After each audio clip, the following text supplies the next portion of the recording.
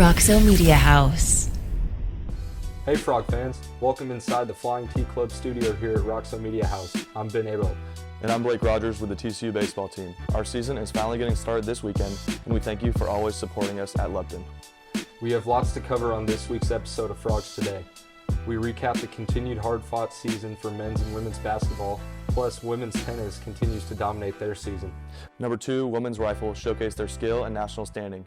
Track and field broke records at the Scott Open. TCU Football has 4 alumni in the Super Bowl, and obviously we start our season this Friday at Lupton. Today's show starts after a quick word from one of our sponsors. Stay tuned.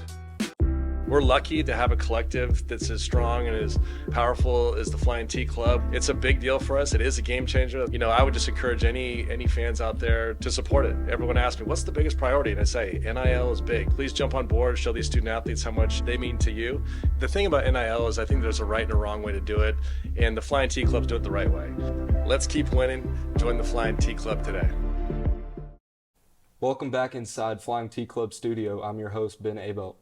Let's start with congratulating TCU Football alum Lucas Niang, whose Kansas City Chiefs are Super Bowl champions for the second straight season.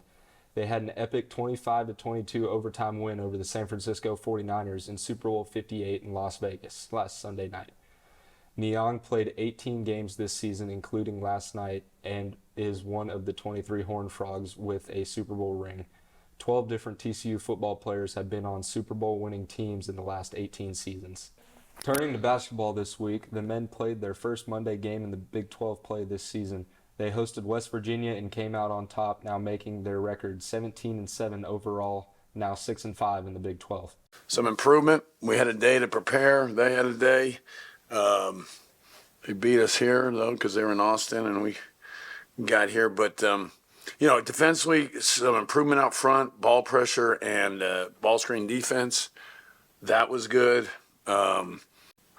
We got our deflection number, exceeded it by a good number, so that was good. I think that caused some of those turnovers, so that was good. So improvement there.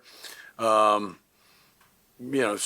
happy about that. Wish we could have sustained it. We seem to have that problem where we kind of give up baskets at the end and don't execute offensively when we have some leads. So, but it's a win. We needed it. We lost 2 in a row, and you got to win your home games. We've lost 2 already, so that's 2 too many.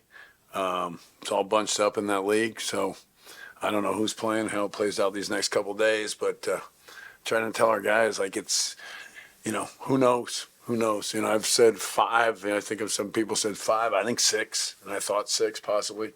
Losses is the number, but we got to find a way to get better in these next 3 days. So really moved on to Kansas State, tried to, we'll be off tomorrow, but we got to do some work here to get better. Offensively, I thought it came easy to us a little bit with the 47 in the first half. Second half, a little rush some things and force some things, and that's part of our having a lead and not understanding time, score, and making them work and guard us. So we got work to do.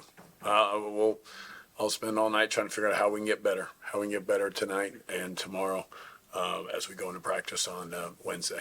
Jamie Dixon, at the helm of TCU's basketball program, has etched his name into the history books on Monday night with the win and 156 wins under his belt. He has equaled the legendary Billy Tubbs for second place in wins by a TCU head coach. I love this place. That I've been able to be here that many games and be here 8 years is what means the most to me. That I got a chance to come back and try to get this thing to where, that we're at. I wish we had more people tonight, but just seeing the atmosphere and what it's become, and people are talking about us. That's what it's. You got to come back and coach at your alma mater. That's what it means to me. 8 years. The anticipation builds as TCU gears up to clash with Kansas State this Saturday at 11 a.m., an event you will not want to miss. Meanwhile, despite a valiant effort that kept the game tight for the first 20 minutes, TCU women's basketball ultimately fell to Texas 65-43 at Schollmeyer Arena last Saturday. We got to do a better job taking care of the ball. The last 2 games we've struggled to hit shots, but that's the hand we're dealt. We got to shoot a lot of threes. We got to make threes in order to stay in these ball games. It is what it is. Right now there is no other option, and so this group will keep working, which they have this whole time, and We got a quick turnaround with West Virginia on Tuesday. It's just little controllable things on defense that we didn't do that really let them get easy baskets. And stuff like these games really shows how much that stuff matters. And also, they're trying to pressure us and speed us up on when we're on offense. And this is just a good learning experience for us to, we can't pick the ball up and then get stuck, stuff like that, and just be in a more attack mode and not so defensive. They have a thing in the locker room before the season started that on a piece of paper that's taped up there on each of their lockers, it says process over outcome. And that doesn't change whether you're 14-0 to start a season or whether you're 0-14. And you got to stick with the process. They're going to keep chipping away, and they know on the back end of this, we got Madison and Sedona that's going to join us, and so we know there's help coming, and so we just got to keep fighting, you guys, and they will. This marked the second of 3 consecutive games against ranked opponents, with TCU, who faced off number 23 West Virginia on Tuesday. Women's hoops came up short to West Virginia. With resilience and determination, the Horned Frogs are poised to bounce back stronger than ever. Credit West Virginia for playing a good game today. Their press was very disruptive and made our kids uncomfortable. Could not get into any rhythm. Did not do a good job taking care of the ball. And that's something that's been a common theme. We got to do a better job taking care of the ball. And then the second half, third quarters have crushed us all the last 4 to 5 games, and so we got to continue to grow and get better in that third quarter. But this game, we didn't play good enough basketball to stay in the fight, and we got to continue to grow and get better, and hopefully we get some other kids back from injury here soon. The TCU Horned Frogs face Cincinnati next at the Fifth Third Arena on Saturday, February 17th. Good luck, ladies. Stay with us. We'll be right back. Energy does everything for us. It's all-encompassing. We're all benefiting and affected from it. And it is something that we all need to know about. It is the glue that holds everything together. TCU is powering what matters, our future. We don't just talk about what's needed, we focus on results. The Ralph Lowe Energy Institute is creating a world where energy is affordable, sustainable, and reliable. Simply the best barbecue in Fort Worth. Dine in, catering, or drive-through. 2900 Montgomery, just off I-30. Remember, the best barbecue in Fort Worth is at Railhead Smokehouse. Welcome back inside the Flying T Club studio. I'm Blake Rogers. TCU women's tennis dominated the courts, securing a flawless victory of 7-0 against the Incarnate Ward Cardinals. With a strong showing in both doubles play and singles, the Horned Frogs are still gearing up to take on UT Arlington on Wednesday, February 21st. We're really deep, and so we're returning a lot of our starters that were 3 through 6, and so they're just all better. So everybody's just better than they were last year. And then we've got 3 new players that are really quality. So when you just have that many good players on the team, they're all fighting for a spot, they're all pushing each other in practice, but they all just really want it bad. So a lot of it is just creating the environment for them to have a good time and get better. Meanwhile, TCU women's rifle team showcased their skills with an impressive team score of 4,742 in a triumph over UTEP. This marks the second highest aggregate score of the season, with Stephanie Grunso leading the charge with a career-best aggregate mark of 1,193. The wins are nice, but really that's not what I'm really looking at. That makes for good press, to say we won, but did we put a good score out there? Because that's what's going to get us, how we're going to win championships. That's what's going to get us to the championships. They're very passionate about the sport. Most of them have been involved in this sport for years. They started as youngsters. We're a very competitive team, and when we're performing at our best, then we're a tough team to beat.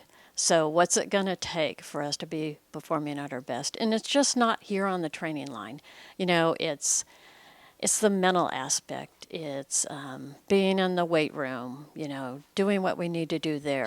But it's just, being positive, talking, acting, thinking. It's the big picture. Everything has to be there and in place for us to be at that top level. The team is now setting their sights on the postseason, kicking off with the NCAA qualifier on February 17th. Over in track and field, Iana Gray and Benjamin Curbo stole the spotlight at the Jarvis Scott Open. Curbo soared to a new school record in pole vault, while Gray blazed her way to a new school record in the 200-meter dash, setting the stage for the Distance Frogs as they head to the Alex Wilson Invitational on February 17th. Stay tuned, we'll be right back. In Botham, we put people first. So we simply start by listening to you. Whether you're searching for customized insurance, HR, or financial solutions to protect your home, car, health, business, or employees, our specialists are here to serve you, the people you care about, and your success. Higginbotham. Insurance, HR, and financial services.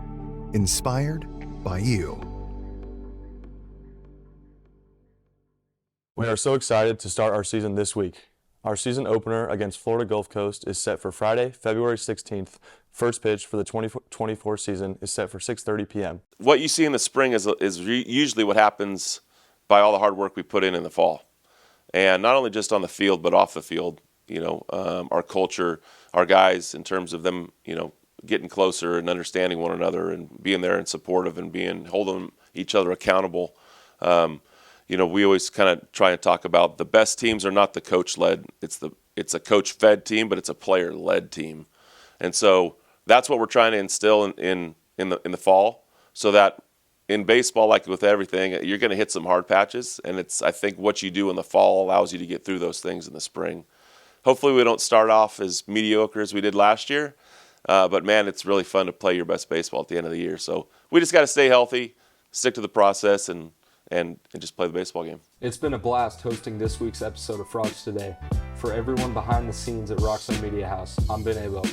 And I'm Blake Rogers. Thanks for watching this week's show, and thank you for always supporting our baseball program.